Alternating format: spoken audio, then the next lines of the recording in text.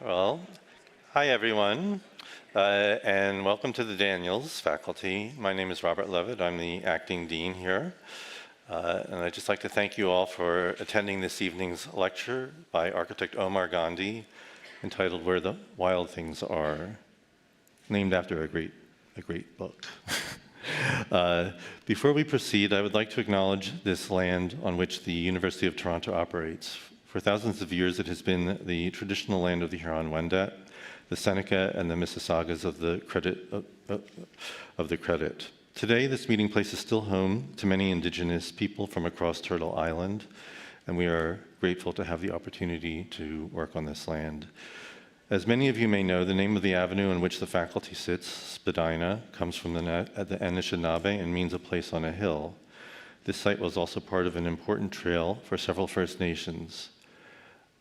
As an institution committed to promoting truth and reconciliation, we note this history with gratitude and wish to honor these connections as we move forward together. So, tonight's presentation, which as I mentioned is entitled Where the Wild Things Are, will be delivered by Omar Gandhi. Omar is the founder of Omar Gandhi Architects, known as OG, which he established 14 years ago in 2010.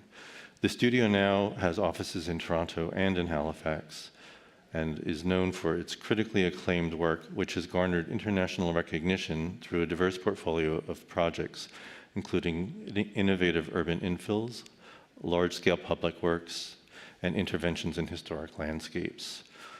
Omar and his team have been celebrated for their playful and unexpected approach to design, which reinterprets the familiar with bold, site-responsive architecture. The practice's work is distinguished by meticulously crafted details and a profound engagement with the physical and historical context of each site. Over the past 14 years, Omar and his firm have garnered numerous accolades, including the Professional Prix de Rome from the Canada Council for the Arts, Architectural Records 2018 Design Vanguard Award, and the Governor General's Medal in Architecture. In 2023-24 alone, Omar Gandhi Architects was awarded some 25 international prizes, which suggests to me that you must be exhausted, including Architects Newspaper Awards, Practice of the Year from Architizer, and the Architectural Master Prize, a global architecture award recognizing design excellence. Omar Gandhi himself is actively engaged in academia, having served as a Louis I. Kahn visiting assistant professor in architectural design at the Yale School of Architecture. He's also been named by Monocle magazine as one of Canada's most influential people. So tonight, Omar will give us some insights into his process and practice, highlighting recent projects in Nova Scotia and elsewhere. So, without further ado, join me in welcoming Omar to the podium.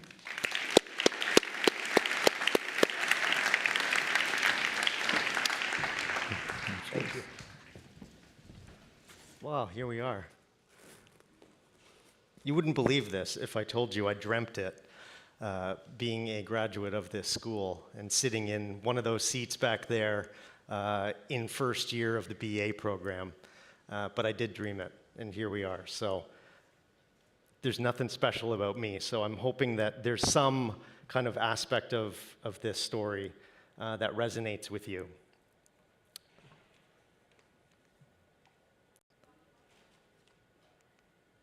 My family came to Canada in the late 1950s. As happened back then, what typically happened was the husband left. In this case, it was my great uncle who left in the late 1950s towards Brockville. And my grandfather on my mother's side actually followed within months after that. They went, they saved money, and they eventually brought the family over. So in the early 1960s, my mother's family came by. That's my grandmother in the middle, my mom on the left, and my uncle on the right, arriving to Montreal, where they would spend the next 40 years. And during that time period, not only did they set up and live there and build a home themselves in DDO in Montreal on the West Island, they actually became sort of a home for all the other families that would eventually come. And so for that period of the next 20 years, people stayed there until they could afford some rent of their own and get a job and get set up. So it became the hub, and that's how it worked. On my father's side, they went to England first, and then they came to Canada. This is my father and my mother on the far left, my great-grandmother in the middle, and this was actually an important picture because it was the first time she had arrived and the first time that everyone in the family was in Toronto together finally. And as people know, growing up in the 80s and 90s, there was a special thing about Terminal 2 at Pearson where it seemed like every other week there was a new family that finally had the chance to come over, and you had your face glued up against the glass, and it was a really, really exciting and emotional time for everybody. And that just seemed to kind of happen kind of through our childhood until everybody was over. While I was doing my master's out east, we had a chance to go as a family back to India for the first time. It was the first time my father went back, and this is a photo that I took of him sitting in front of the home that he was born in. I grew up in Brampton, had an amazing childhood, and a real turning point for me, and sort of a stroke of luck in one way. My father really encouraged me in the arts. It was something that he was passionate about, and so I think when he saw that there might be a little spark of talent in there somewhere, he got really excited and really kind of pushed me to pursue it, which in our family and community, it was sort of unheard of that people would be encouraged to go down the route of the arts.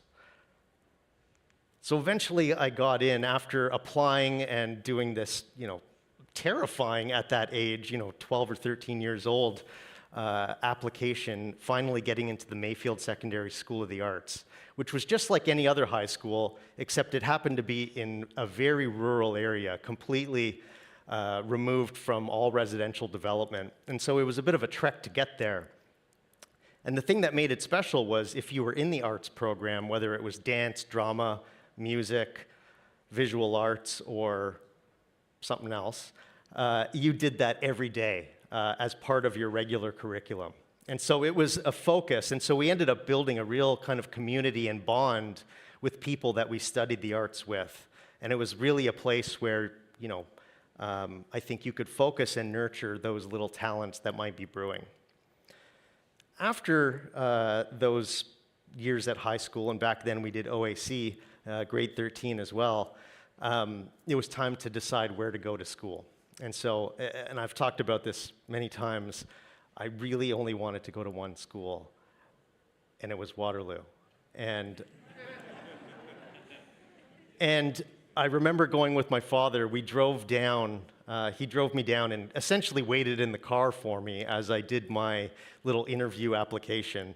And I came back a couple hours later, and he was like, "How did it go?" And I was just like, I don't know. I'm positive it didn't go well, right? Like if that went well, I'm kind of unsure of everything.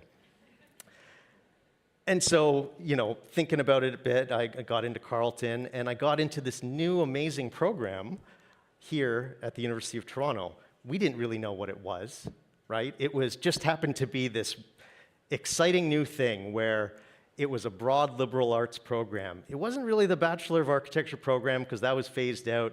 It wasn't the master's program because it hadn't done an undergrad program yet, but it was the BA.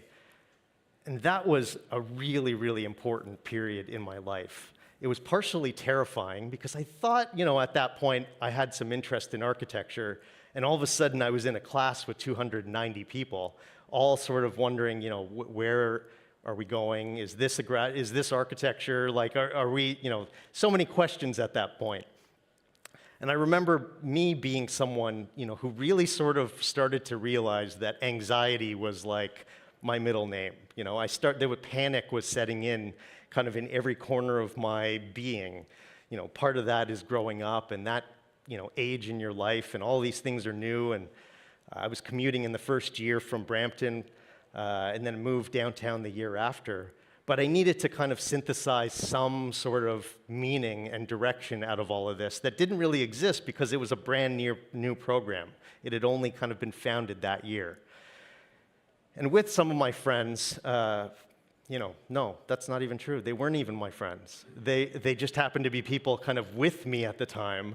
And we got along, and we worked late nights together. We decided, should we put together like maybe a student union or something? Like I didn't know anything about that. Yeah, it sounds kind of nerdy a little bit, but we did. We kind of had, this evening where we just started dreaming about like maybe we need to kind of create some sort of central body where we can ask questions and kind of, help make something of this experiment that was kind of causing a little bit of stress for everybody, while it also had all these wonderful, amazing things and amenities.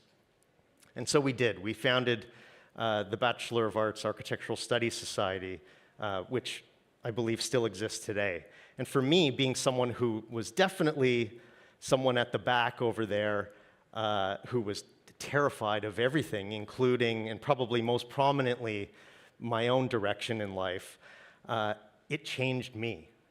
Being kind of in a leadership position, taking control of some of the unknowns around you, but also kind of, I think, building something together with people. And, to this day, I can see them smiling ear to ear over there. It was just such a special part of those years. I had, I would say, a fairly mediocre journey through the program.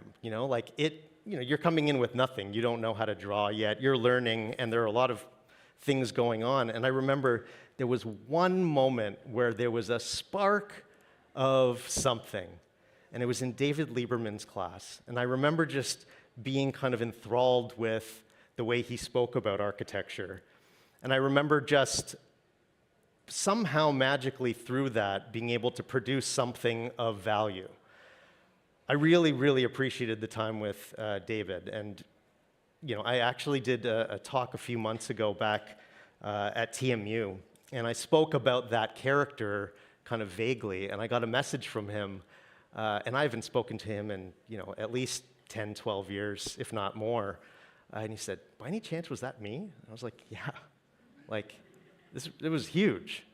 One of the other things about leadership that was really important at that time was that I got to meet with people who I normally wouldn't have been able to kind of nudge shoulders with. I remember going and meeting with Bruce Kuwabara for the first time, trying to raise funds, and just knowing enough about architecture at the time to know that Kuwabara, Payne, McKenna, Bloomberg was kind of the epicenter of Canadian architecture.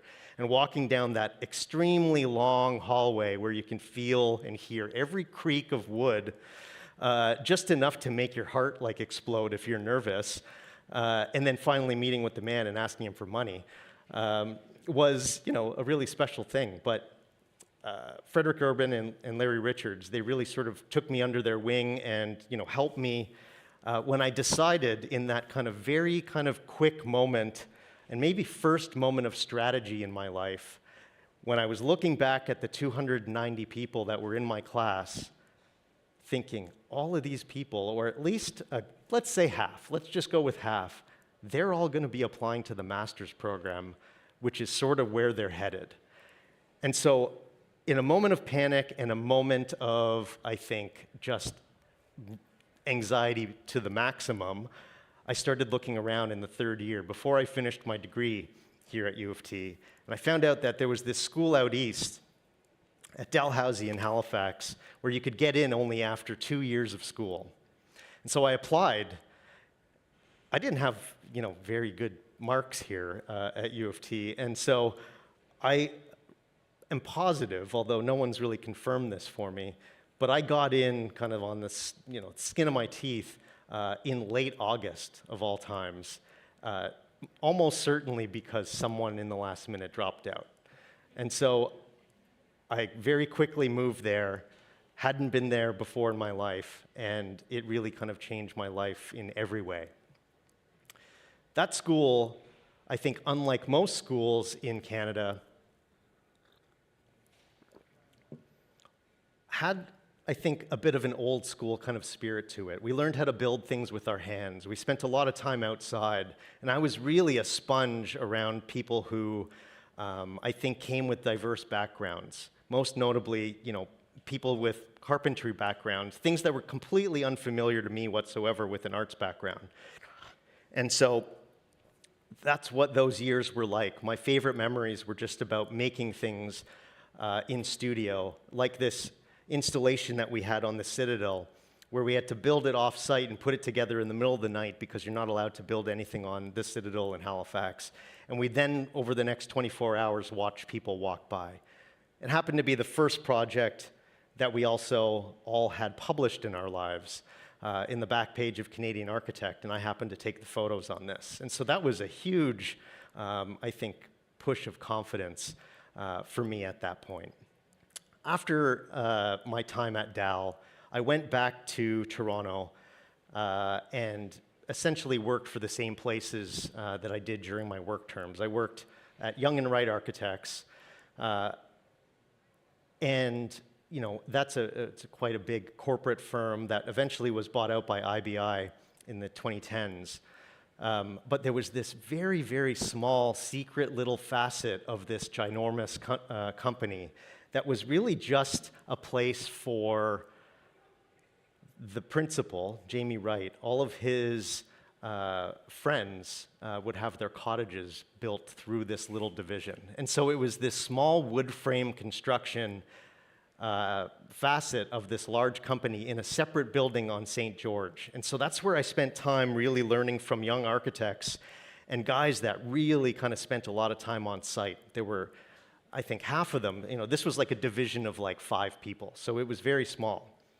And it was a terrifying place to kind of get thrown into it, because all of a sudden I was answering the phone and speaking to builders firsthand, and really just feeling like, oh my God, like I'm blown away that they're following my instruction on this, because there's a lot of unknowns at this point. But I learned an enormous amount from technologists and draftsmen in particular about wood frame construction. About a year and a half, 2 years into that, I went back to KPMB and had a wonderful time working on a project in Waterloo, the Quantum Nano Center, under Marianne and Mitch. And really learned a lot working with a very big team, and certainly kind of at the bottom of the totem pole there, but really sort of, I think, immersing myself the best way I could, and kind of being a sponge, I would say. Along came this very kind of odd project, and I don't know how exactly it happened, but Bruce said, Omar, I know you're interested in houses. We have this one house coming in, and KPMB has done a very few number of houses over the years. And I said, yeah, I would love to. And so it was this amazing place in Rosedale, and started working on it. Probably got a month or two in working with Kevin Bridgman and Paolo. And my wife at the time ended up getting a job out east. And so there ended up becoming kind of a family decision amongst the two of us. Are we going to go out there? It's a bit of a risk, but I'll go kind of under one circumstance, that I get the job that I want. And so I did. Through a friend, I ended up getting a job at the most notable firm out east. That didn't go as planned, exactly.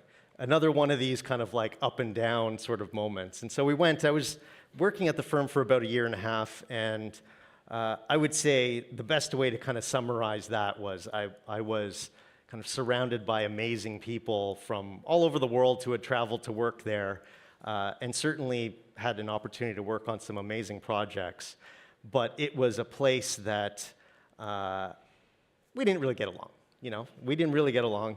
And I think as a result of that, and kind of core values that maybe I didn't share, I got myself booted, kind of in the form of a layoff. And so all of a sudden, I found myself having kind of moved. I know this story sounds very dramatic. I hope. I'm just trying to summarize it all so that in the end you can kind of say, oh yeah, right, he didn't just it wasn't a straight line. It was 2010, and I had moved out there. I had kind of left an amazing job with amazing peers. My family, of course, was out here. I had maybe a week or two where I started just thinking, like, there's no one else I want to work for out here, because that would really kind of make my spirit sort of nosedive. Maybe I'll start looking for some things to do. And so there was no intention and certainly no dream of starting a practice at this point. I would say that was maybe in the future down the road. So I ended up getting in contact with this one gentleman who owned a drafting company, and I'm pretty sure the name of the company was something like 123 Drafting, like the kind of place where they're relying on the fact that someone Googled drafting company and they picked the first one on the list. And that's where I went, and I was like, look, I can just draw things for you. And so people came to him, and they were like, we need this addition, we need this, whatever. And so I laughed because I took this photo in the last year. I drove by on my bike, and I was like, this was one of the first projects that I worked on. And sadly, it wasn't actually that house that you're confused about right now. It was that little deck. And so that occupied, a good week of my time. And that was sort of, imagine, in the vein of working on things. For a good 4 months or so, I was doing a lot of that. I was just keeping busy and getting paid, like this was not starting a practice by any means. It was, trying to support my share of this family. Along came a request from some friends of ours. And I always talk about these first projects because maybe the staff my team don't feel the same way about it, but to me, nothing really makes sense if I don't include them, because they really kind of formed everything. And so this first project, which was in Liverpool, Nova Scotia, was for some friends of ours. They were the town docks. And they lived in this old house, century-old home, clad in cedar, that was essentially the town docks house before that and before that. And so everybody had their eye on it. And they came to me and they said, we want to do an addition on the back. We have a child on the way. And I said, yeah, clearly from that little deck to this is a huge leap, but I think I can kind of manage this. And, now this feels a little bit more like architecture that we're talking about. So I started having to think about things like, well, what is my style? Like, what is the approach? All these things. And so I kind of just shoved that to the side for the moment, and I just thought, I'm just going to answer questions, right? Like, this place is all about this view that faces to the south that they don't have right now. There's a river back there. It's all about sunlight getting into the house. And it's about privacy from the street, because it's also a place where you aren't, maybe this is a bit of an East Coast thing, but certainly in small towns, you're not flaunting any kind of wealth like this. And so the idea was, from the street itself, you would see very little, and there would be a very modest, I think, change to the building. And so that massing from the left, the current massing at the time, the middle one, this is the maximum amount we can do. But if we do C, we can actually bury in these windows, not we, just me, and create kind of this natural shading device. And so that was it. It was like these three things. There's no style, there's no design kind of language here. This was just about doing a few things right. And so then starting this process of massing these out in kind of various forms of models. And I was working in my loft at the time and kind of just puttering away on these things, and these were done with some friends of mine who pitched in. But this started to become kind of the process in this little lab that I had. So we reclad the exterior of this building in eastern white cedar shingles, the same that it had before. And then on the back, by breaking up the massing with two kind of varying widths of cedar boards, we were able to I was able to kind of change the scale of the project itself. And so from the street itself, it was kind of very minimal. And on the rear side, it was quite a modern kind of addition that looked out towards this beautiful view that was untapped. And so in that time period, I would say in the first year, I had a lot of time to dream. It wasn't just about architecture, but I started then thinking, like, what kind of office do I want? You know, how is that going to be different from the places that my peers work? How could it include some of the best things and leave out all the worst things about our profession that we're all kind of confused still exists? You know, just sitting there dreaming, because I had all the time in the world, really, at that point. The next project came from the builder, Deborah Herman Spartanelli, who really kind of became, very pivotal in this part of my life. Not only was she the builder of the first two projects in my portfolio, she also, when my son was born in 2011, knit this beautiful yellow toque for him that I still have, and is a very, very dear friend. That was kind of at the end of her career, but became a Red Seal carpenter in a kind of time and place where you most certainly didn't see women. So the clients came and they said, we have this old cottage, and we're looking to renovate it. They asked her actually, and she said, I know this guy who might be able to help. They didn't go to an architect; they went to a builder. And so I met with them, and I said, after kind of digesting it, I said, well, what about actually considering this bowl, this natural landscape feature in the middle of the backyard towards the water? What if you wrapped kind of arms around it? And what if that program was broken into various parts that looked all towards the middle, like a pretty simple idea? And imagine this thing is composed of these shed forms, the kind of most ubiquitous sort of ordinary thing that you would see in the landscape. And then just started kind of manipulating it, like, views, solar kind of orientation, and then starting to think about, a deeper layer of these things, texture and materiality. And all the while, this is all brand new to me. And I had probably, while also, somewhat terrified and working my brains out because I don't want to ruin the little spark of something that had started, I just sat there and watched, like, I can't believe they're building this stuff that started as a little card model in my attic after I got laid off.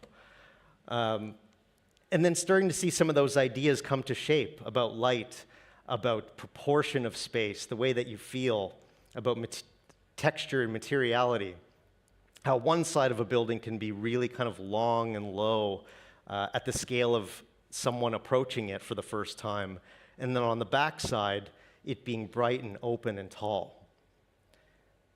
This sort of sums up, how I'm feeling. If you kind of zoom in on my face there, it's like a little bit like overwhelmed with joy, a little bit terrified, and just can't believe that things are kind of inching towards a direction. And I think that, that spirit came from the people I surrounded myself with. The builder, Deborah Herman Spartanelli, on the left of me, and then the clients on the left beyond her. It just became such a special time. And I just couldn't believe that people who had no reason to believe that I could do something did for some reason, and it worked out. And so from those first two projects, along with our engineer, Andrea Doncaster, there was a piece written in the Globe and Mail. And after reading that piece about these projects that we had done together on the East Coast, the third client came knocking and essentially wanted a place to live the kind of last half of their life, maybe the last third of their life, where they could kind of build on kind of their original dreams before they got real jobs and had a family. They were artists, and they just wanted a place in the woods. And so the first thing for me was really kind of thinking again of, the most ordinary traditional forms that don't scare builders off, and using a language that's quite familiar. And then starting to adapt that and contort it in a way that it was responding to the landscape in the way that they wanted to use it, and about natural light itself. And so this was one of the early sketches there that in the end kind of got mirrored in reality. And this project, again, was special because of the team that we had. In this case, it wasn't a seasoned builder. It was a group of early 20-year-olds that were embarking on this project also at the beginning of their career, and they just wanted to nail it. You know, like this meant everything to them as it did to me. And so because of that spirit, I think we were able to achieve a lot. You know, this project probably cost $350,000, maybe I would say back then. You know, using plywood walls, the kind of plywood that you would, you know, essentially just throw away. Nothing special, but trying to do special things with those ordinary materials and those found materials, like that steel grate that we found in the dump that became kind of the screen. And me going to site all the time and just documenting the crap out of all the things that are happening because I just couldn't believe it. You know, like I couldn't believe that these sketches and these models and these diagrams and those conversations ended up becoming a built form that you could walk into and feel a certain way.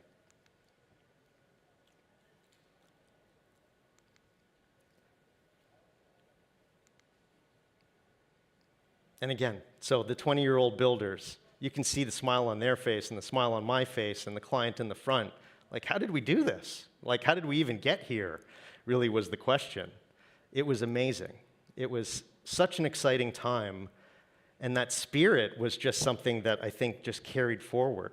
So after those first 3 projects, I think there was something I could look back at in terms of synthesizing some kind of approach to architecture. Like, what is the language that I'm leaning towards? So our projects begin with a simple local precedent, often a hip roof or gable form.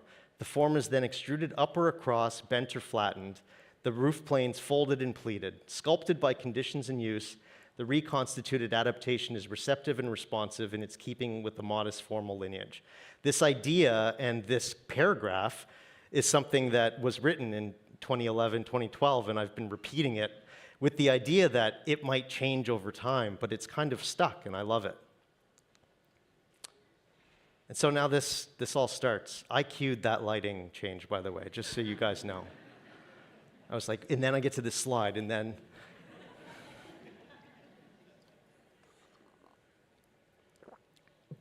it really takes off from here, like in terms of the energy. Like I'm telling you, like, you know, I couldn't believe that this is happening. How do I all of a sudden, after like a year and a half, have 3 projects? There was no one needed to trust where this was going. Somehow, there's something there. I moved out of the loft, and I eventually moved into our first studio. And that was right about the time my son was born. Adrian was born in December 2011, and in January 2012, Jeff Shaw came into my life as a student. And he's with me still. Together, just the kind of joy and fun that we had in the studio is sort of, I would say, kind of ingrained in everything that we do. We just had a blast. And this was right around the time that Drake's Take Care album came out, and it was on loop there for a while. Like, by a while, I mean probably 4 or 5 years. It was just constant.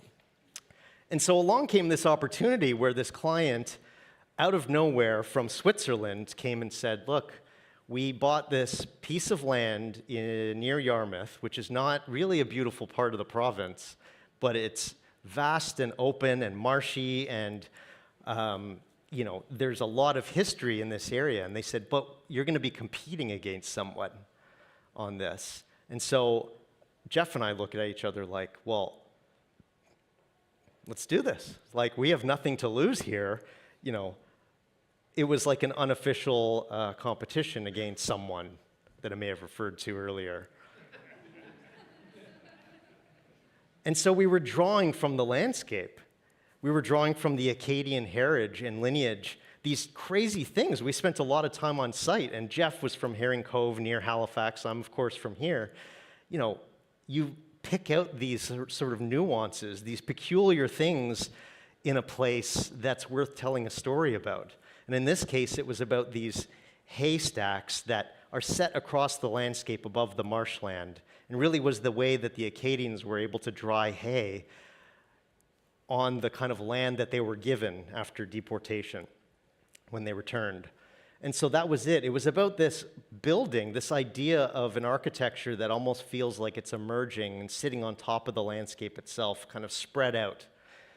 And so it originally was a 2-building project. And I remember I went away and I did a little sketch, and that just happened to be how it worked that time. But I came back and Jeff made these amazing little models that are like this small, we still have. And it was like, yeah, like, let's go for this. Like, let's go. And we had a student years later do this drawing.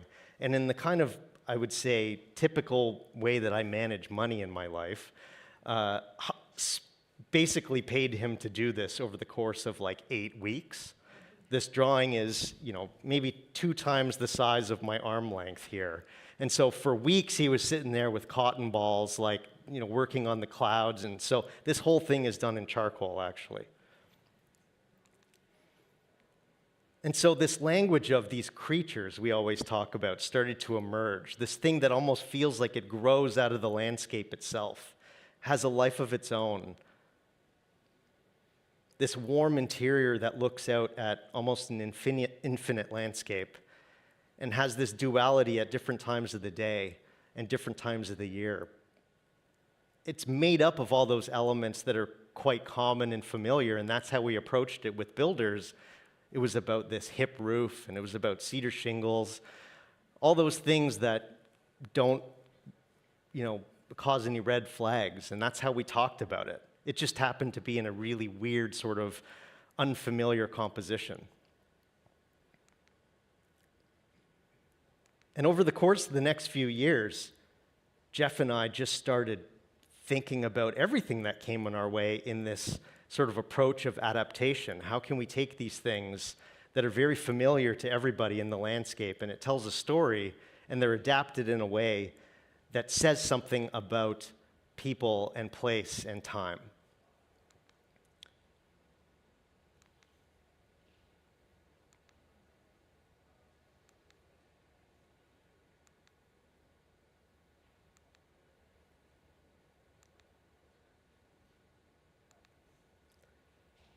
So at that point, it was time to grow, 2014. So already under our belt, we had quite a few projects. The 2 of us and students coming in and out and a few other people. We moved into this larger space in the same building where we basically had been since 2012, the Immigration Annex at Pier 21, a pretty significant Canadian historic building. And so we moved into this space and had a larger team and started to embark on these other projects that really started, I think, to give an identity to our practice.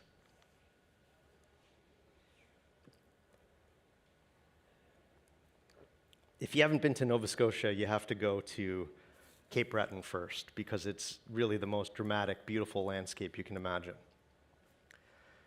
And so in spending time there, trying to find, I would say, peculiar things that people do in places, especially in small towns where ideas develop over time. And so with this project, Rabbit Snare Gorge, which was for a client from New Jersey who bought a beautiful piece of land actually next to the parcel of land that Richard Serra lived on part-time for the last several decades. And so finding these nuances, these kind of odd things, like why do people attach these things to the outside of their homes? Right, it's so that they don't get wet when they open the door. It's a place to kind of be dry and not get blown over by the wind when you're out having a smoke. It's just a way to kind of create that transition from inside to outside. And so I remember approaching the client with that idea. It's like, well, what if we did something like this, except not like that?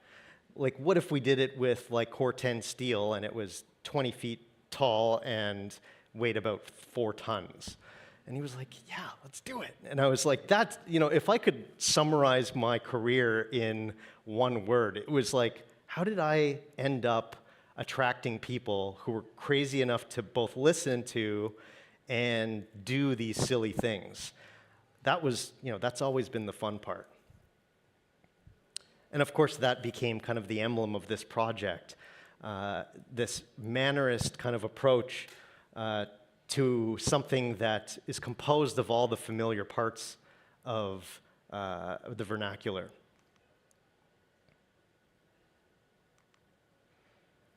And of course, that was just one of several projects that were designed for the same property. The second one that we built is the model on the top left there, which was for boats, little kind of canoes and kayaks that they wanted stored. And so we built this using steel frames and clad it, this extended, extruded hip building clad in cedar with a lot of gizmos that I think were probably inspired by Tom Kundig at that point. And so really drawing from kind of this idea of play and the idea that we can do these kind of mechanisms in like an ultra budget way that are probably completely unsafe.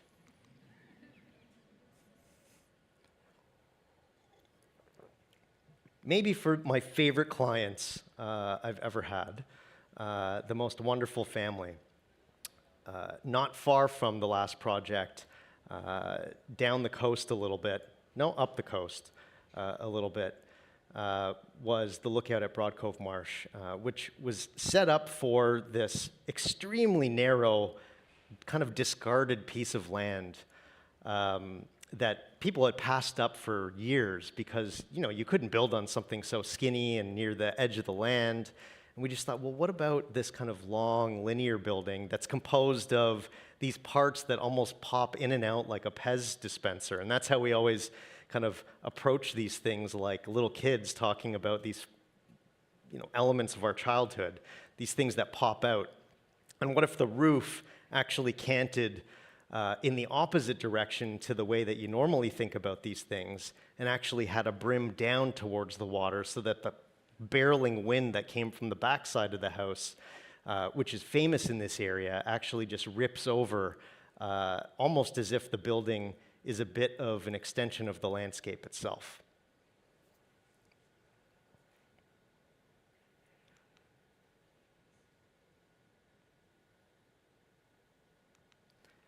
And so around that time, I would say around 2015, we had done a pretty good job, I think, of just dreaming and having fun and dotting the landscape kind of up and down with projects of different scales that we'd been working on.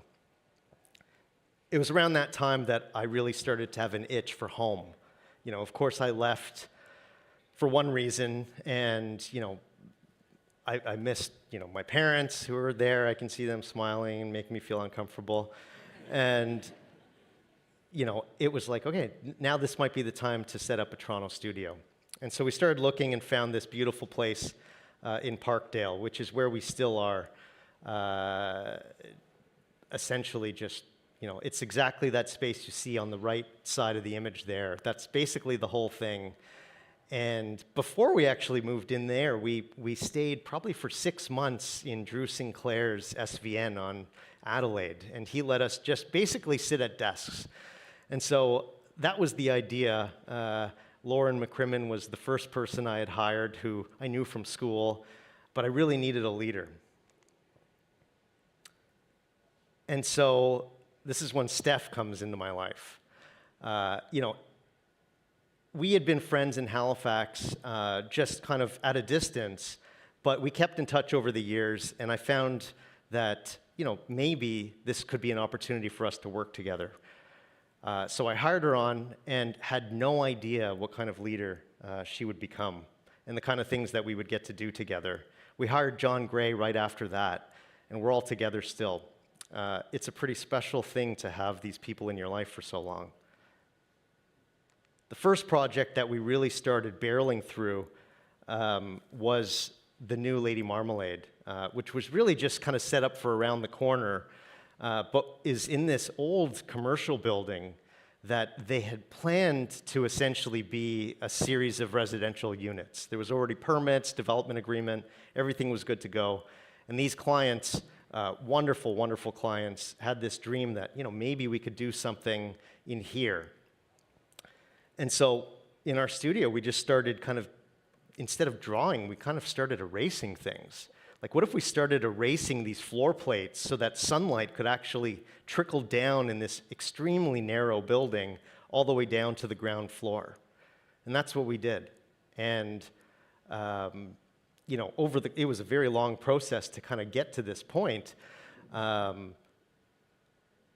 they still have the best eggs Benny in the city, unrelated to the space that we created. And then this happens. You guys might have heard of him. I had not heard of him. I had no idea who he was. I got this message, and I look over to the left where Christy was, and I was like, who is Matty Matheson? And she's like, he's famous. You know, he's got this show on Vice, and he's like on YouTube and all these things. And I started looking into it. It just so happened those were the years I didn't live in Toronto, and so I had kind of missed that whole thing. And so I messaged him, obviously, and I was like, yeah, let's connect. And so we ended up the first time meeting for some pho on Dundas Street at Fo Lin, I think. And then the second time we ended up meeting, oh wait, let me go to that picture.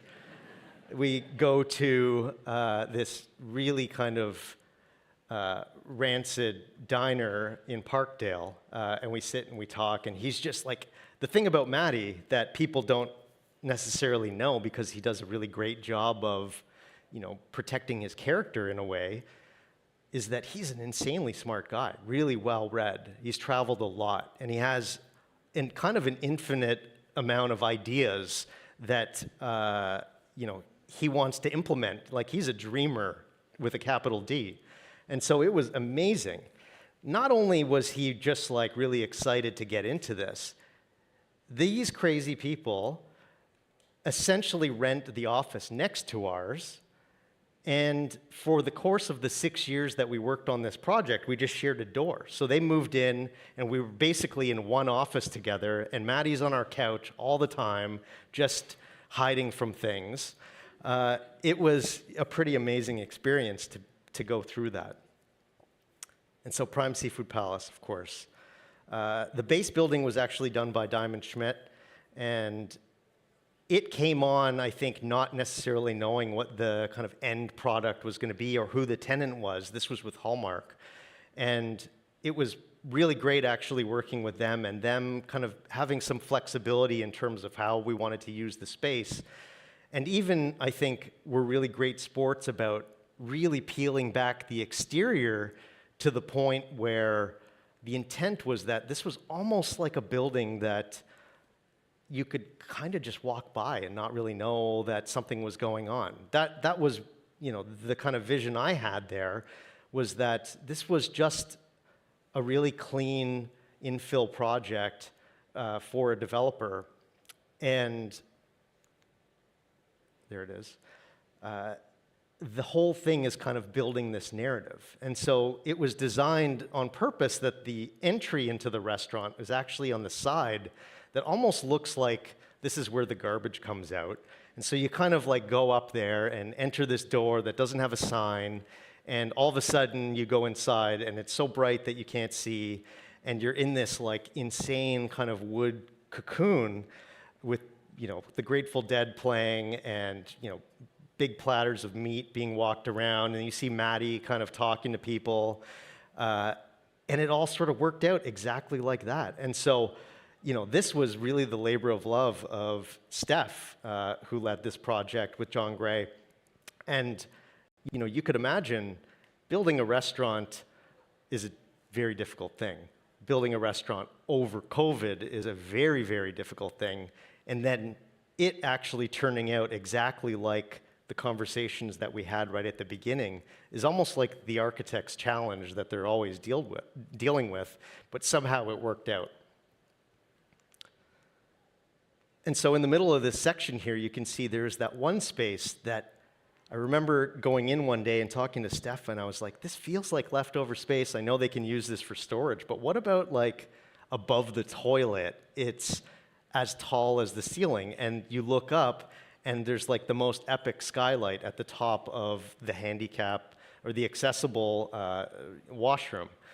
And Maddie, of course, just thought that was the coolest thing, who's become famous for taking photos of himself on the toilet.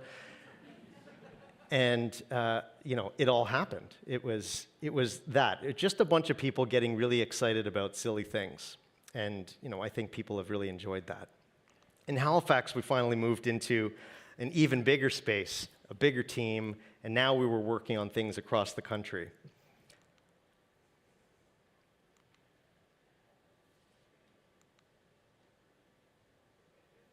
Different scales and clearly different kinds of budgets and complexity, and really starting to push ourselves, I think, in a kind of area that we hadn't really kind of existed in before. Really kind of relying on that kind of rawness that we had all those years on the East Coast.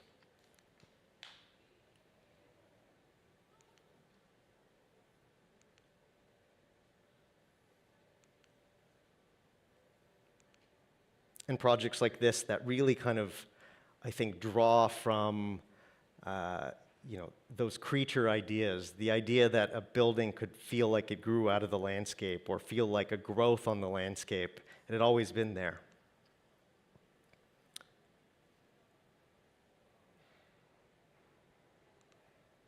And then comes the Jordan chapter.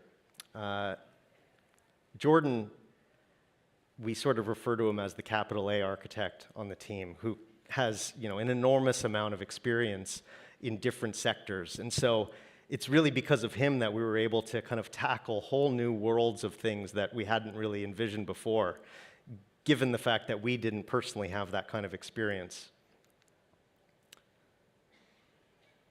Jordan, with me, led this project. Of course, this was an infill project on what was an abandoned site. Actually, abandoned is probably not the right word. It was a site that had been empty for 200 years. It had a shed on the back of it, but it had previously been a part of the property next door. And so I think it had stayed open for all those years because people didn't really think, A, this was a part of town that was worth investing in, and B, it was too narrow. And so I think lucky for me when thinking about my own home, and at the time, the studio,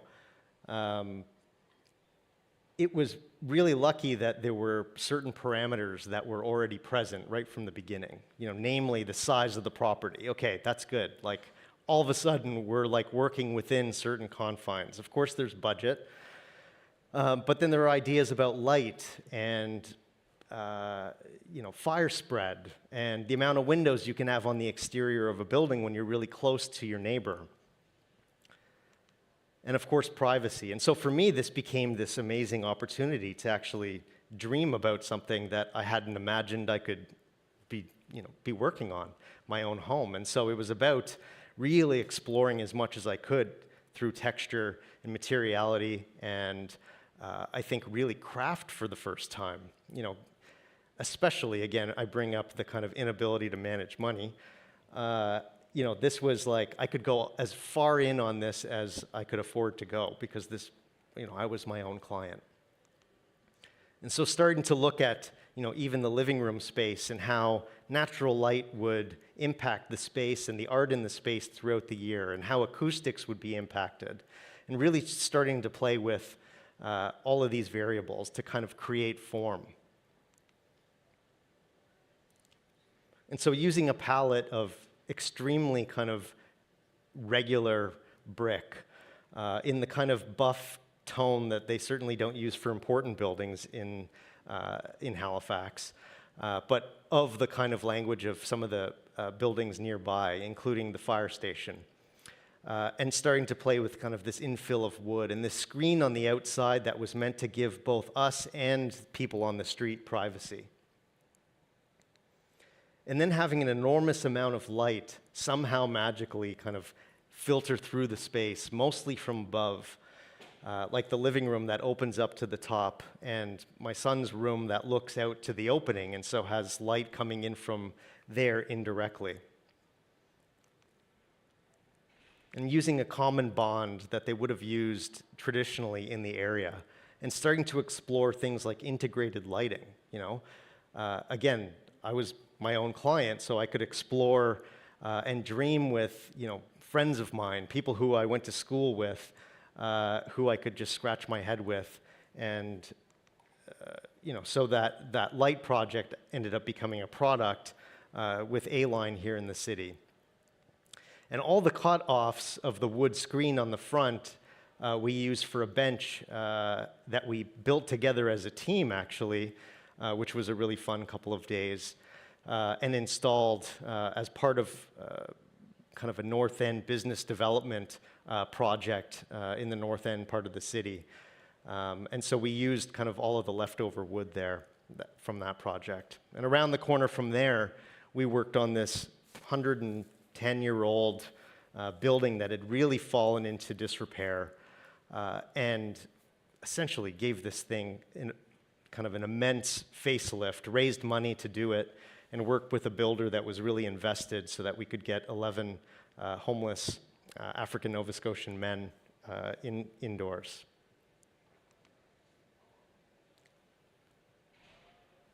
I haven't looked up. Am I okay? I'm okay.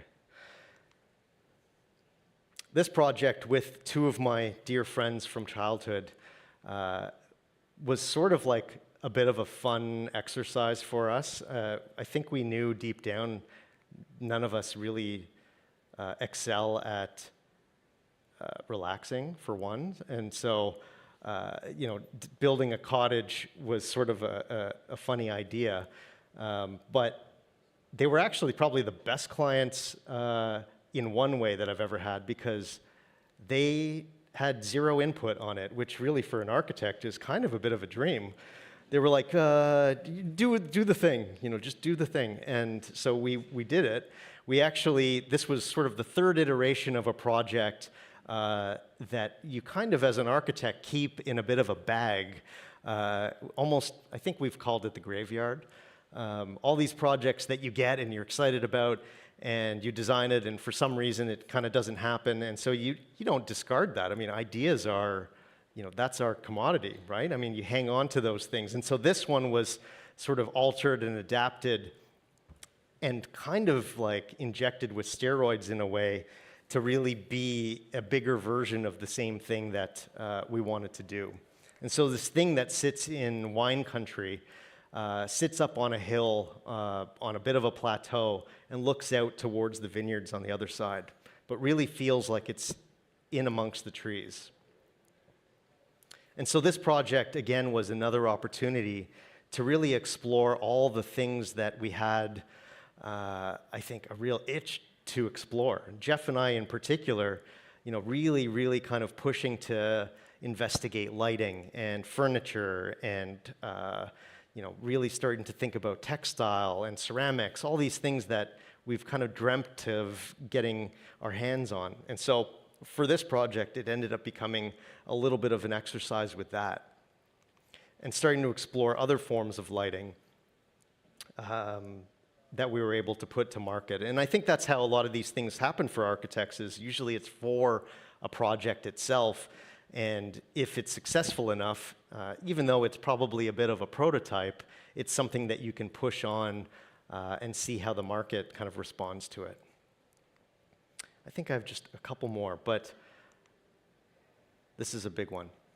So I would say this was probably the most fulfilling and happy project of my career for many reasons. I was fortunate enough to work for KPMB twice, both very, very short times, but long enough to build kind of a friendship with the partners. And in particular, Bruce, who really kind of wrote me constantly through those years of building and kind of cheering me on, which I really appreciated.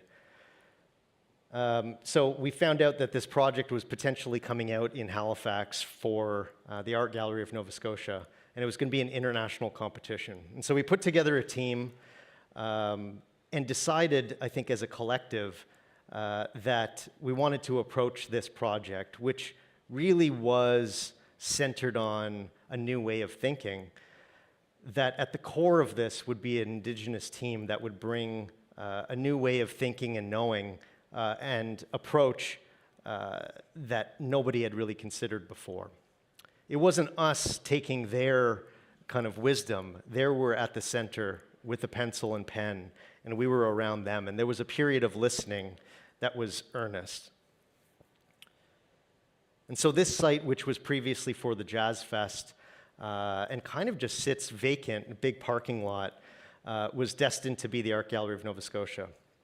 A much, much bigger version of the existing building, which sits within a historic urban block. The team was, of course, composed of KPMB as the prime, us joining along that team, but at the center of it was Elder Lorraine Whitman and Jordan Bennett, one of kind of the most incredible artists probably in the world. On my team, it was Jordan Rice, and of course we had Trent Solar for sustainability, and Mark Ryan and his team, which really brought, I think, a certain level of magic that we certainly hadn't experienced before. And so this was all sort of happening during COVID and on the tail end. And so right when we were able to meet with people again, we sat down with the elders and the Indigenous team. And so just to the left of where they're sitting was a massive TV, and you have Bruce and you have Shirley, who led the project, and you have all of Mark Ryan and all their faces on there, and everyone was just so excited to even partially get together after this time. But this was really kind of a period where it was all about us taking a back seat and listening to what was important to them.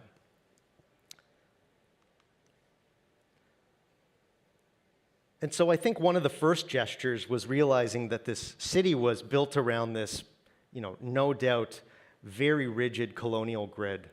And so the idea was, well, what if we approached it with this meandering, almost serpentine kind of approach? That diagram on the right didn't really mean architecture, it didn't mean landscape, it didn't mean anything. It was just a way of thinking about something within a grid work that already existed and had existed for a few hundred years.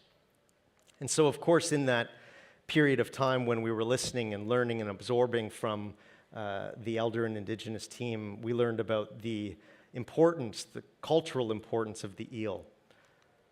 Bruce, of course, in his kind of brilliance, came back with this sketch, already kind of laid out a plan on the site and how it would meander and kind of cut across in a way that buildings don't typically do. And it would create opportunities for public space and opportunities for public space on the roof. And Mark Ryan came back with this incredible sketch that really kind of lent itself out to the ocean. You typically don't touch that line between water and land. And all of a sudden, we were thinking about activity space and cultural warmth out beyond kind of the border of what's normally allowed. And so we were all sort of in our zones working on this and meeting as often as possible.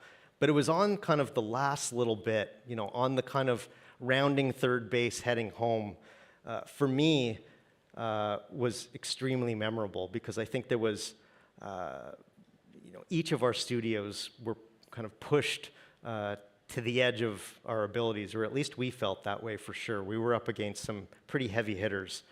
So this image brings me a lot of joy because it was like go time. And so it meant all hands on deck in that last kind of week working on this thing. We had this ambition of building a model that would be kind of the model of models, and it would, no doubt, sort of explain this idea in a way that I think, Revit models and, as incredible as norms models are, to be able to walk around something, especially when people had been cooped up for, a year in their homes, to finally be able to go out to a public space and walk around a series of models and drawings and diagrams. And so this was all hands on deck. And by that I mean our administrative team, our finance team, everybody. We had wood, the base came from PEI. We had friends send things in from different parts of New Brunswick. We basically called in every favor we each had just to be able to kind of bring this thing to life. And so we transported that finally to the existing Art Gallery of Nova Scotia, where it would be, and for the next few weeks, people could walk around and look at it and really kind of leave comments. And so that was a really, really special time. And of course, all of the entries were beautiful. But in the end, we were really fortunate through these ideas that I think people were drawn to and were so different from anything that had existed in Canada. In particular, I think an idea about team and collaboration and Indigenous spirit that certainly hasn't existed in this fashion.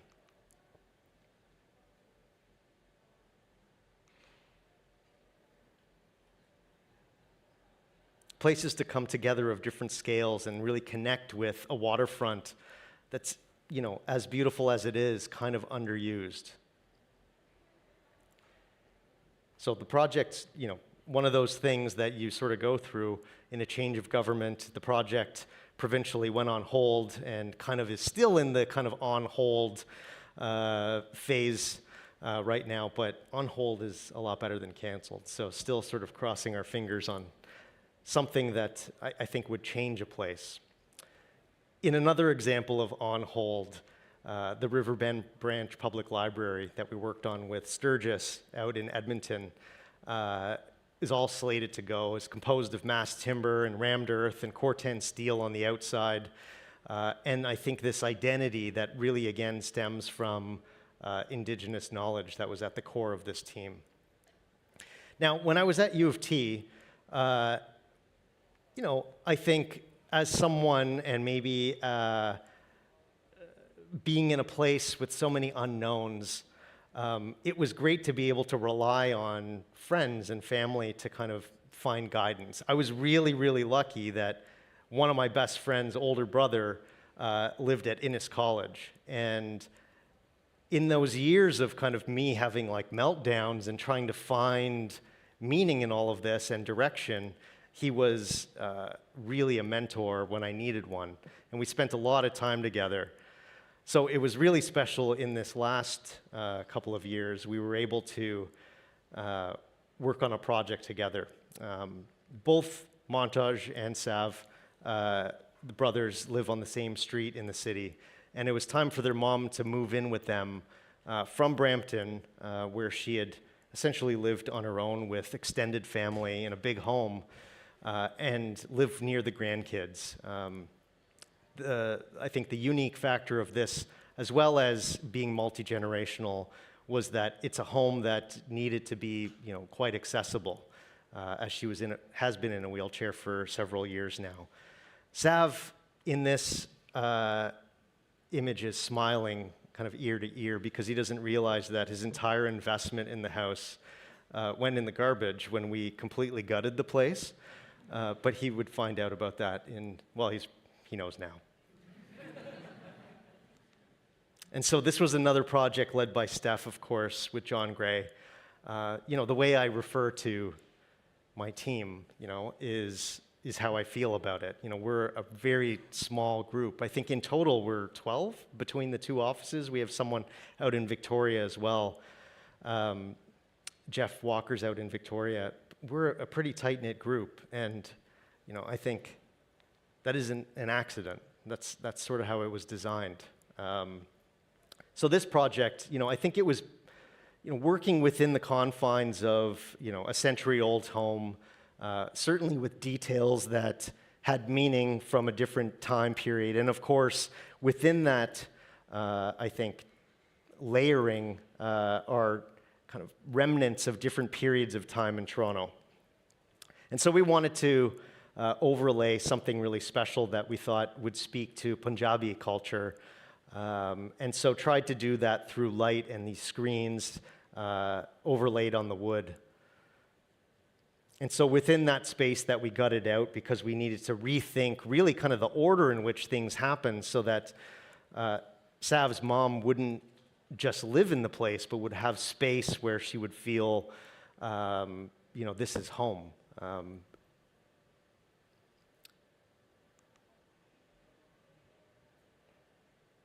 And so here you can see, it was wonderful to have Emma Peter come from Vancouver to shoot this project, because in some ways it was like photojournalism. On the day of the shoot was actually the first time Mrs. Brar actually came to the house and saw where she would be living for the rest of her time with the grandkids.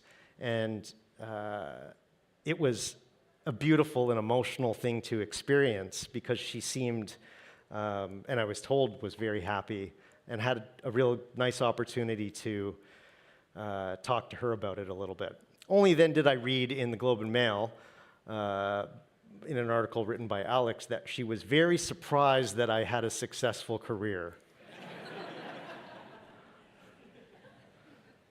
So I started with the deck, and I thought I would end with a deck. This is a deck that apparently people take very, very seriously. Peggy's Cove, as you know, is one of Canada's, most cherished monuments. And it has for decades been this place that had a ring road where people would drive around, buses would come around. The presence of vehicles was always sort of there. And I think, one of the stories that was never told officially was that on the daily basis, not during tourism, the way that people use it typically is they drive around, they roll open their window, they stop the car, they smoke their cigarette, they look at the thing, and then they drive off. And that's like the Monday to Friday version of a place like this. And that's how it had always been. And so people were, in one way, mortified that these architects were coming in to start to explore new ways of thinking about accessibility, new ways of thinking about the interaction of cars and pedestrian traffic on this site. And as you can imagine, people were furious. Like people, when they found out something was happening at beloved Peggy's Cove, there were actually people picketing, believe it or not. It was in the news every day. This was all during COVID, early part of COVID. And people, there was a fight between, accessibility and people understanding the importance of that, that this was a place where if you had any kind of impairment with mobility that you couldn't really enjoy. I don't mean even meandering the rocks, but I mean even getting close to it.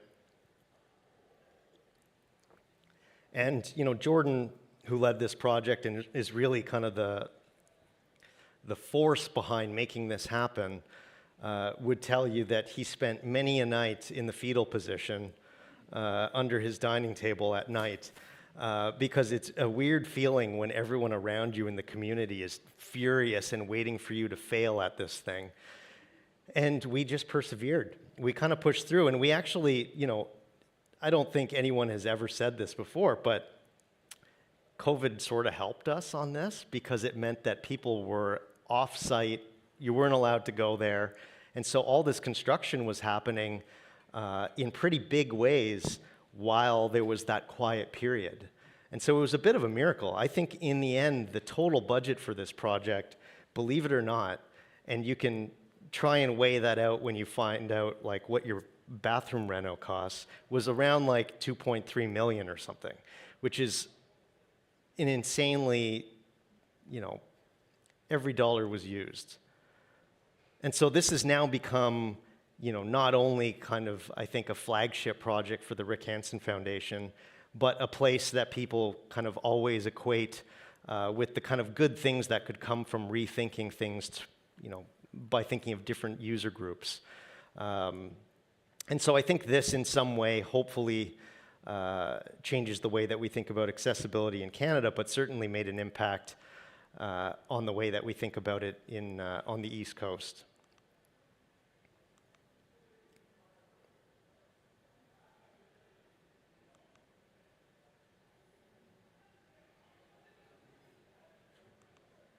And so finally, with my team,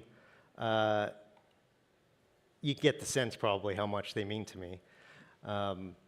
And being in the studio is by far my favorite kind of part of all of this thing, I think, that we've created.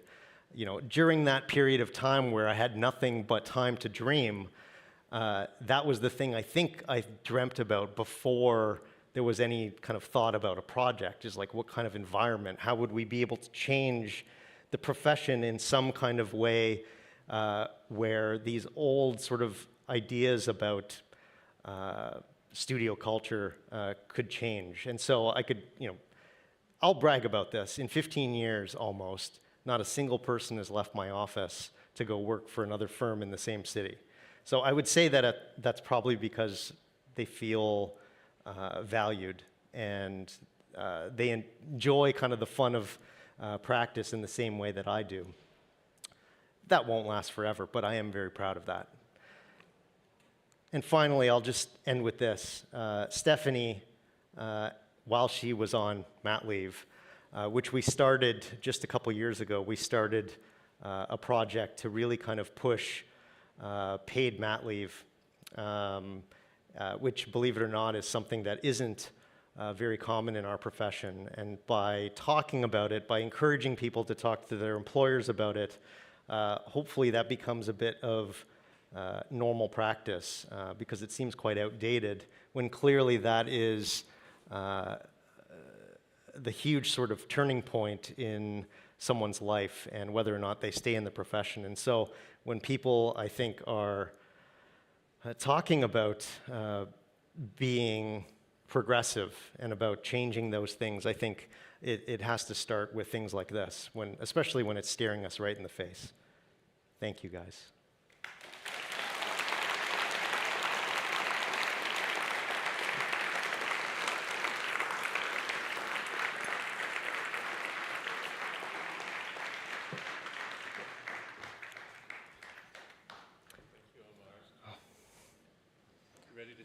I'm exhausted, yeah.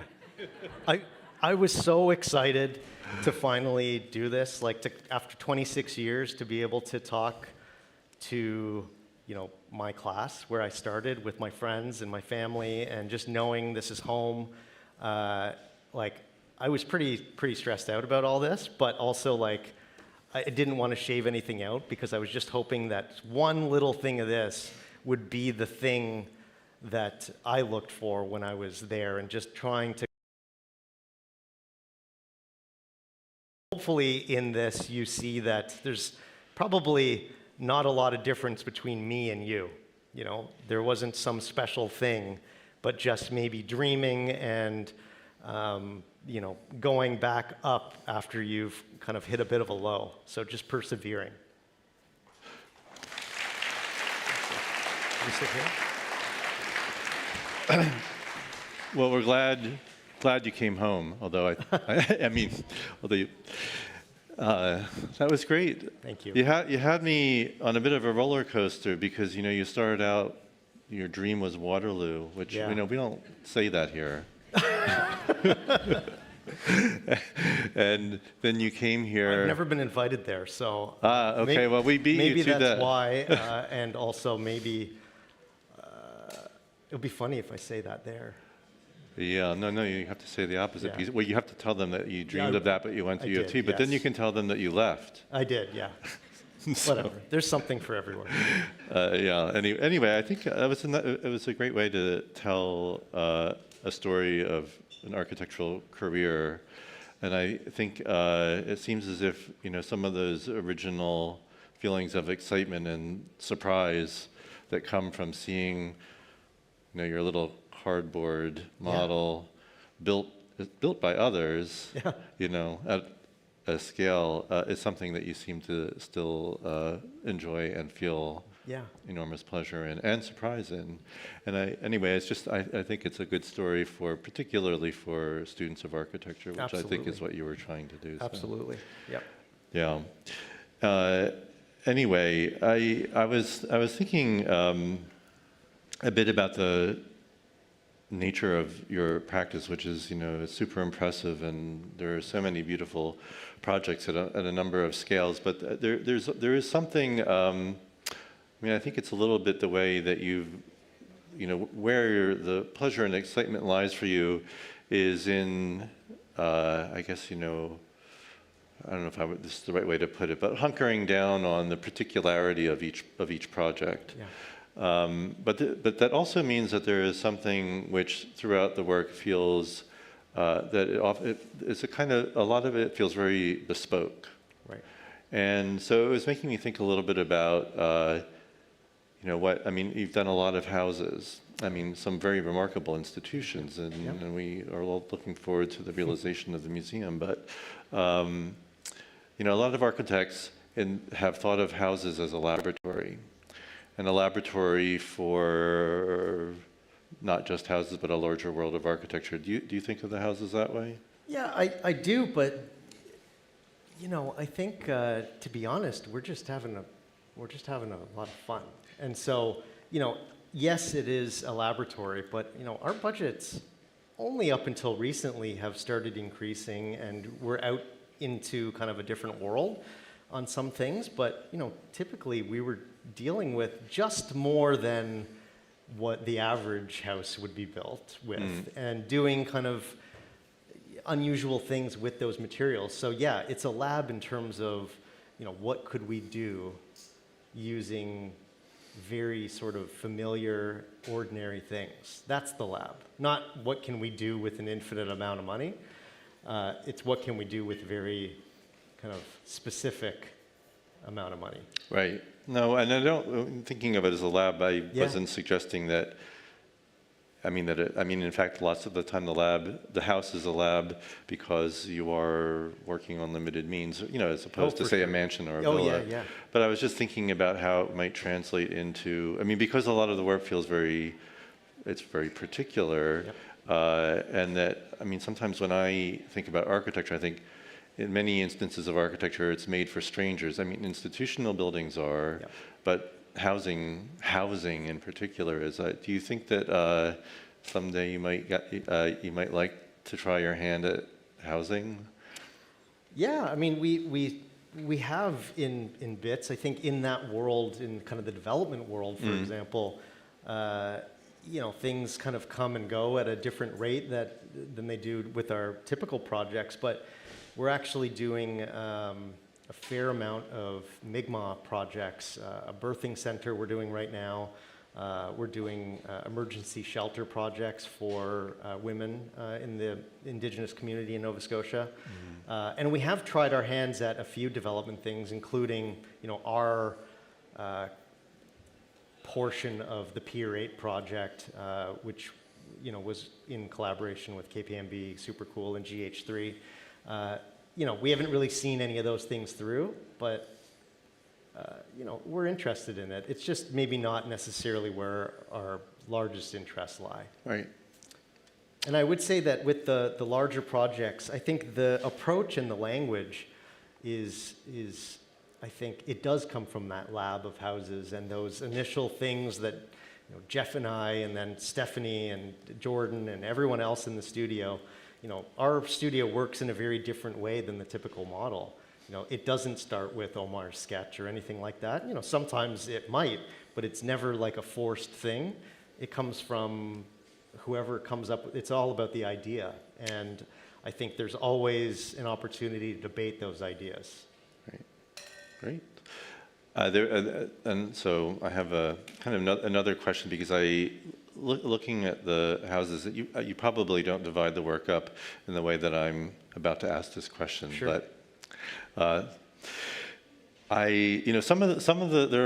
are a lot of projects that take cues from the vernacular, maybe more explicitly, and more obviously when there is some form of pitched roof, and then there are a number which are more like piles of boxes in different ways. Yeah.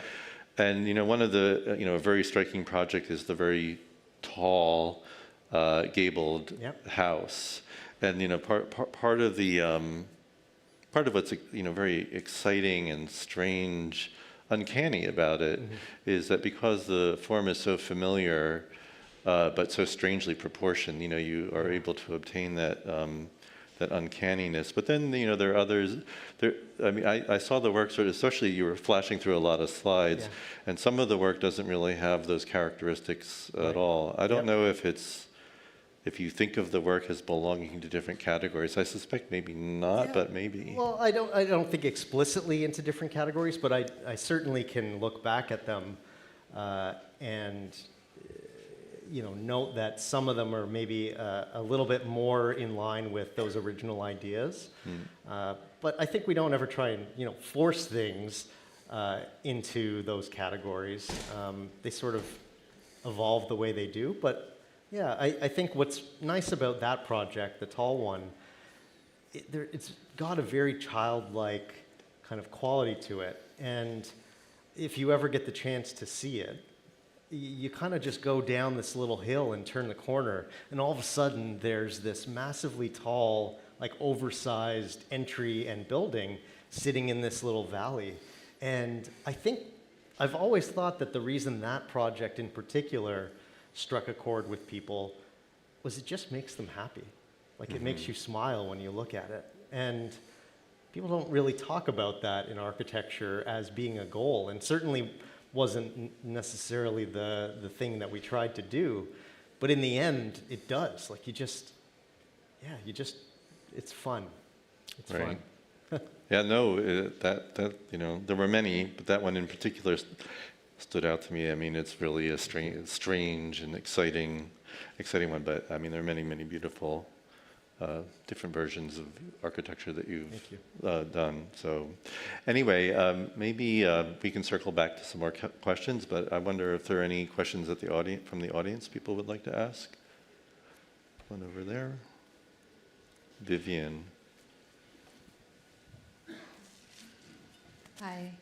Omar, thank you so much for your talk, and I especially liked your address of students directly. I think that doesn't happen enough in these conversations.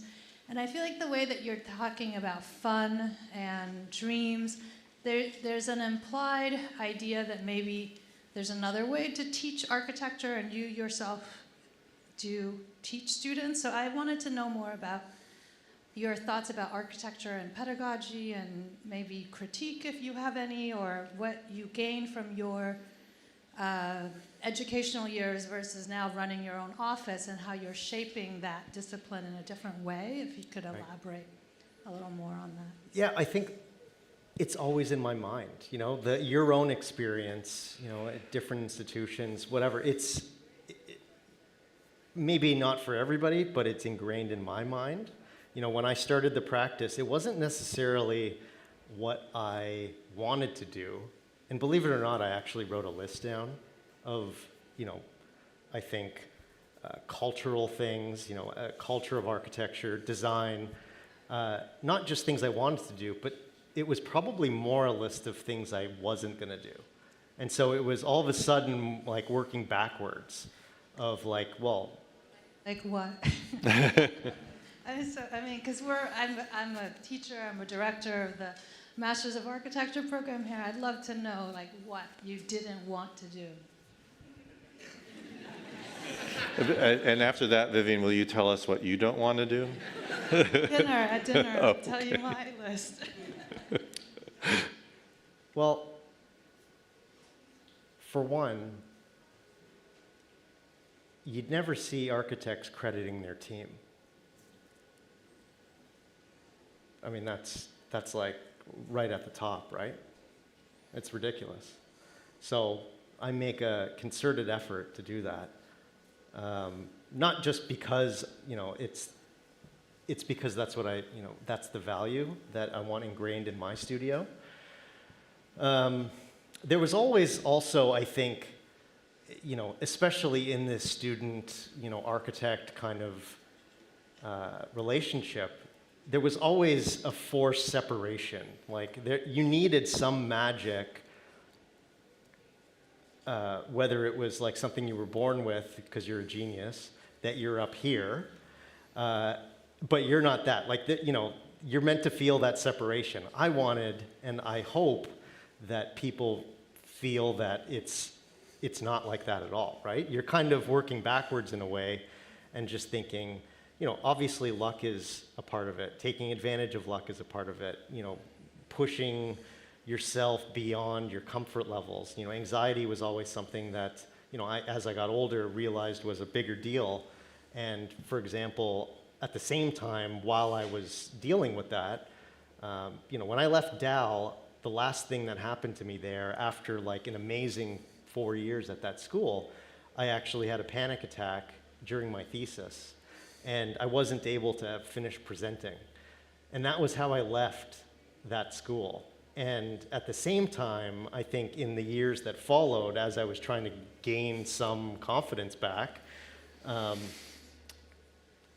it was knowing that that was the thing I needed to overcome.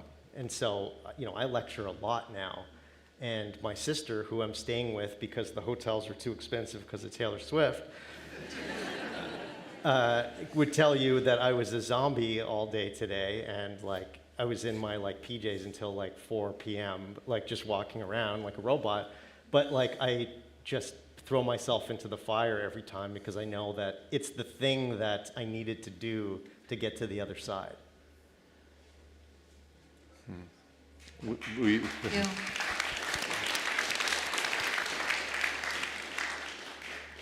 I bet that a lot of people, including me, wouldn't have guessed that No. at all from your performance tonight or the rest. Yeah.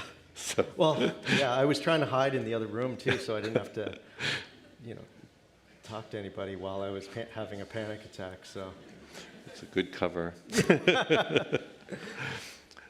Well, thank you for doing it tonight. yeah. More Questions? questions? Over here? Yeah? Is there a mic? Wait 1 sec, if you don't mind. Thanks. I noticed in the photograph of the people in Halifax, I recognized Dan Paul, and I was wondering if you met with him and spoke with him, and if you could tell us about his contribution. Of course, yes. That was, and of course he passed away in the last few years, but I think that one of the great joys for our core team on that project was that he believed quite firmly that he had been through this process before. And people talk all this big talk about what they're going to do and how important this information is to them. And then they build the thing and there's some token at the end. And I promised him, and we all promised him, that that wasn't going to be the case. And maybe that's why the project isn't built, because those ideas are so deeply ingrained in the project that you can't just start filtering those things out the way they traditionally do. You kind of lose all of it. And so, although the project isn't built, we kept that promise that those core principles and those core teachings were kind of the bedrock of the whole idea. It was amazing, yeah. Just hearing about his own sort of journey and experiences was really special. There's someone in the far back. Hi there, Omar. Omar, I followed your work all your life. I have all newspaper cutouts, magazines, everything you've done. It's super exciting, all the slides you just shown, all the pictures, all the projects you've done. But I have a weird question to ask you. In recent times, you've heard of Brad Pitt and Angelina Jolie have a chateau in France with a vineyard. Yeah. Although they don't have it anymore, but let's suppose one of them came to you. Angelina Jolie came to you. They want to do something with the chateau. Now, with your style... This is my father, by the way, guys, in case you didn't get this. We're going to get there. With your style of architecture, what would you do if they approached you to work on their chateau? Well, they're not together anymore, so we can just move on to the next question. Nicely avoided. Thank you.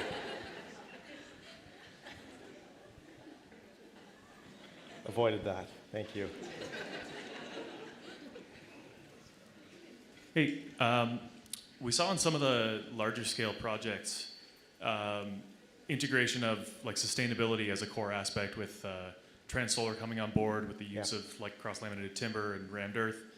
How do you see that becoming or evolving as a role in your smaller scale housing projects as well? Yeah, you know, we've always sort of talked about it in two ways. There's passive and active sustainability.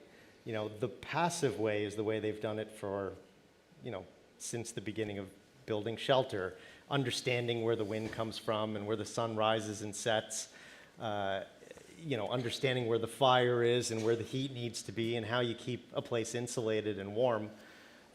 Those are the ways that we've always approached it, really understanding the landscape and the land, and trying to fine-tune our design in a way that it doesn't need the gizmos. You know, we've always thought of those other things.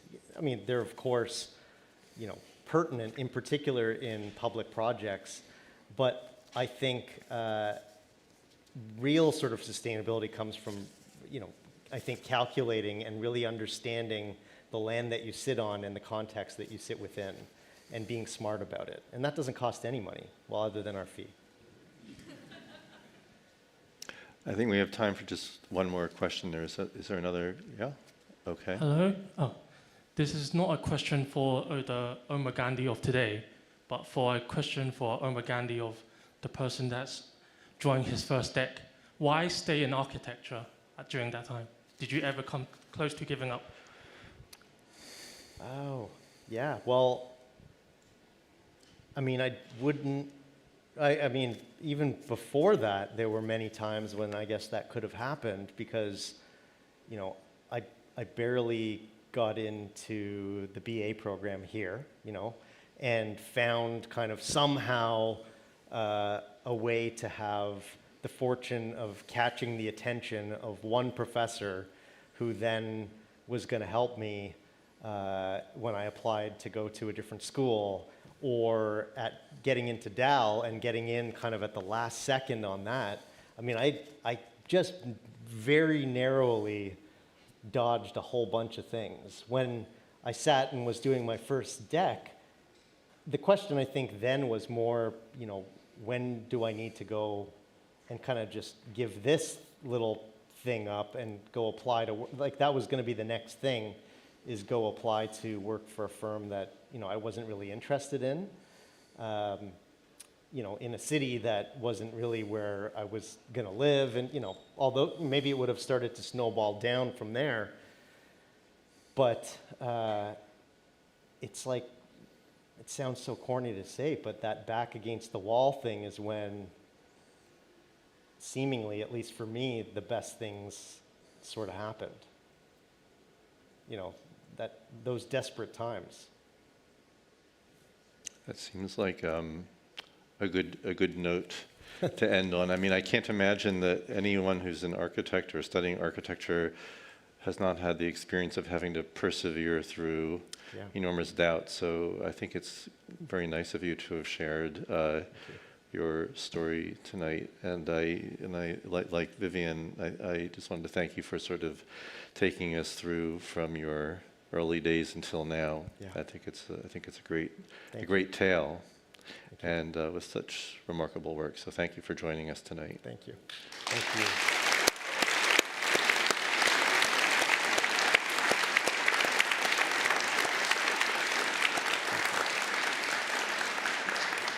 Thank you very much. Thanks. So before you all go, thank you for coming tonight. And I just want to tell you we have more events coming up, or the last one, which is starting tomorrow, which is our it's not a joke yet. Anyway, preservation, modernist heritage in modern Toronto. It kicks off. We're kicking off a 2-day symposium by that name tomorrow, and the keynote address will be delivered by urban designer and author Ken Greenberg, one of the founders of Ontario Place for All, a grassroots community group seeking to keep Ontario Place a vibrant, publicly accessible space. So Ken's lecture will be followed by remarks from Professor Bridget Shim of the Daniels faculty, and then we'll have a group discussion with expert panelists. And the symposium, which is co-sponsored by the World Monuments Fund, will include a full day roster of case study presentations and roundtables on Saturday as well. So It would be great to have some of you if you'd like to come here tomorrow night and on Saturday as well.